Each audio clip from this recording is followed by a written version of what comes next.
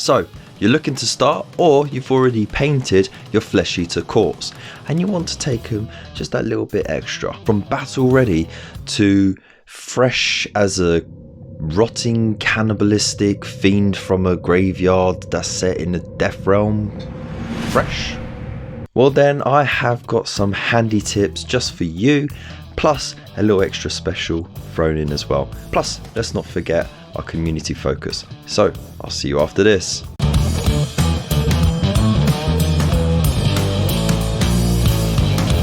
So hello and welcome to the Hobby Corner. My name's Kev, and today I want to show you some simple techniques that you can use to really push your miniatures just a little bit extra further. So going from good enough to get on the table to, you know, something that you can really put on a shelf and look at and think, hey, that looks good. And I'll show you a way to achieve these techniques in a really quick and simple way, so it won't take you any time at all to do. Plus, got a little bit extra near the end to really sort of push your painting abilities, and we'll be discussing object source lighting, or otherwise known as OSL. So stick around for that as well. Plus, we have our community focus, where we get to see what everyone in the community has been doing with their flesh eater corpse. So before I ramble anymore, let's jump right in. First, let's see how we can make the relatively flat and plain skin tones that are shown in the painting guide go a little bit further. So one very handy tip is just to shade a little bit heavier on some of the miniatures and a little bit lighter on others. So this is a really quick way of varying the skin tones from lighter and darker, without really messing around too much. On some of the ghouls, you can just paint the shade straight from the pot onto the minis and do it nice and thickly, and then go on to doing your dry brushing afterwards. Or you can water it down a little bit and use that as a thinner glaze, and that way you get a lighter, paler sort of greeny color rather than the darker ones or the medium ones. And also you can vary the dry brushing as well. On some things you can dry brush a bit heavier with your white, and other things you can dry brush a bit less. And just by keeping it sort of varied, you get a nice mix in your paint scheme, but still using the same colors, and it doesn't take you any extra time to do so. So after you've done that dry brushing, another way of pushing these models a little bit further is to have a look and see where you can see scars, fresh wounds, like where the bones are sticking out the skin, and so on. And what you could do is, if you got a pot of Caribou Crimson, or if you got some red paint and you could just thin it down a little bit, you can paint around those areas just thinly, and it gives a nice bruised sort of raw look to the skin on the scars and around the flesh wounds. And if you put it around the mouths and the hands, it looks like they're stained from like constant exposure to fresh blood. So it's a really good way of just throwing in that little extra. But what about blood for the blood god, I hear you say? Well, don't forget about that. You can use it however you like, or whatever you like, but we'll get to that in just a moment. Weathering is another way of pushing those miniatures a little bit further. Now they are in a graveyard environment, and of course you are painting the bases in that sort of grave, earthy, muddy sort of look. So don't worry if, while dry brushing it or applying the texture paint to the base, you go over the feet or it gets up the legs or whatever. That just adds to it. It just looks like they got mucky, and of course they do. They dig around in graves. So don't be afraid to let it spill over onto the model, around the legs, the ankles, even up to the knees if you want, and it will look like they're really immersed in their environment. Right, so now that the rank and file look a bit better, what about the larger units? Well, they got a lot of space on their bases. So after doing all those other techniques that I told you about for your rank and file, you can just do a little bit extra on the bases for the bigger miniatures to really make them look a bit extra. First of all is more skulls. You can never use too many skulls, and in Immortal Realms magazines they do supply not 1 pack of skulls, but 2 packs of skulls throughout the entire collection. So you will never run out of skulls to put on those bases. You could literally pave those bases with skulls and you'll have tons left over. So don't worry about it. The second one is spare mausoleum tombstones. Now, when you built your Sigmarite mausoleum with all the tombs and stuff and the walls, you did get little tombstones that you could stick down on some of the pieces. If you'd saved them like myself, you can glue these to the bases, either standing up or lying down. Just paint them up, boom, there you go. Extra scenery on the base, nice and easy. And thirdly, we got plasticard. Now, if you are a dab hand with a hobby knife, or if you have an adult who can do it for you, and you got some plasticard lying around, just cut little rectangles or squares, glue them to the base with super glue, and then just use a hobby knife to round off the edges and do little chips and stuff in them.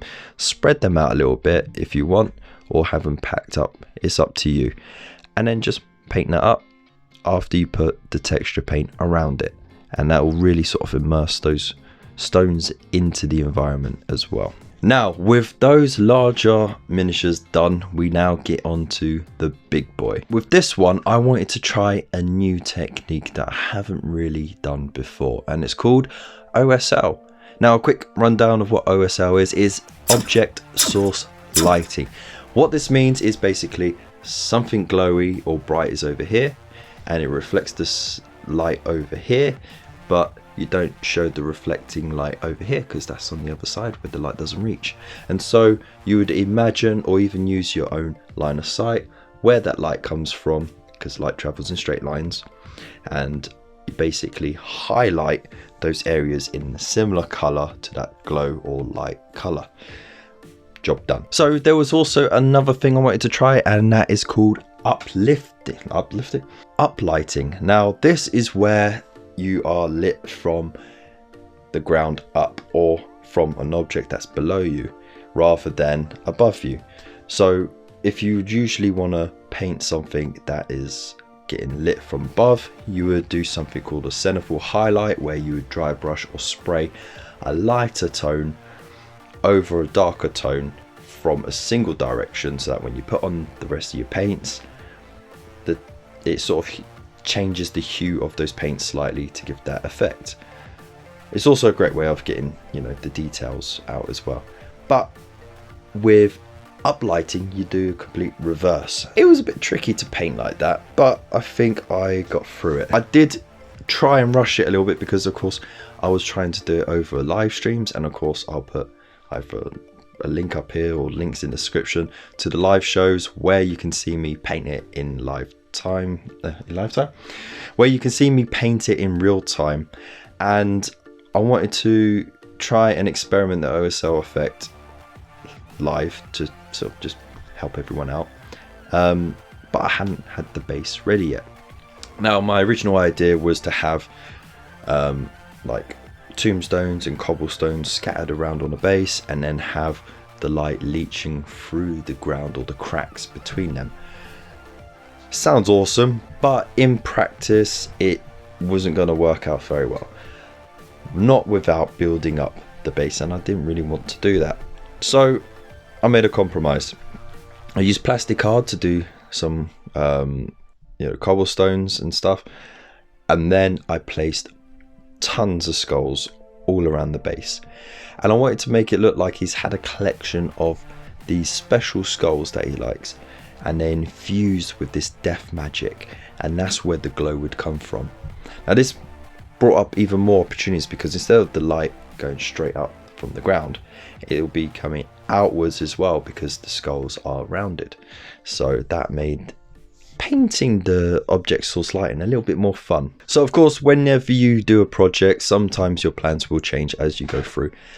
Never worry, always have some kind of idea of what you want to do, and if you're halfway through and it doesn't seem like it's going to work out, it's never too late to change what you want to do and improve. So I painted the base, I put on the skulls, I painted them in white, then dry brushed in grey, and then did a final highlight dry brush with a darker grey. Then I went to town with Tesseract Glow, so that all of the bright white areas were very vivid and bright, but the shade of the tone of the greys showed through, so that the raised areas kind of had a sort of a cooler look, like most of the energy was more from the center of the skulls rather than the outside of the skulls, which I think kind of worked. Now, in order to do that, like I said before, object source lighting is all about the light going from straight lines. If you got something that's like bulb shape or a skull shape and that's glowing, the light's going to go in every single direction in straight lines. If something's blocking it, then you'd paint the light on there, but you wouldn't paint the light behind it. So that's what I had to do with this, and I had a lot of fun. I even touched up some of the areas where I had painted on the Archregent on the live stream, just to emphasize a brighter glow where it was nearer to the larger skulls. And also there were some other areas that would have been missed, but because of the positioning of the skulls, it meant that there'd be a little extra glowing effect going on. So I had to work around that and make sure that the glow actually extended to the ground around the skulls as well. It was quite fun to do. So once you got all that done, you got the directional light and everything, and you check it with your own mind's eye and your actual line of sight, it came down to the fun bit. Blood for the blood god! Yeah! Anyway, so yes, blood for the blood god. This is where you can just have fun. Now I wanted to get it all over the claws, I wanted to get it all over the face. He's just got all these, like, just have it like he's just teared into something. So streaks along here, got it coming all over his claws. But where he's holding on to the bit of masonry, I tried to have the blood drip on there as well, just to show that it's still fresh and it's still dripping around.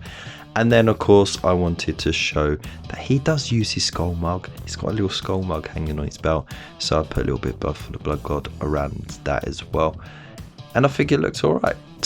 So let me know what you think in the comments about that, and what you think about the finished project. But wait, don't go just yet, because of course we've got my favourite part of the video, and that is the community focus, where we get to see what you, the community, my fellow corner hobbyists, had done with your Archregent. So let's have a look and see.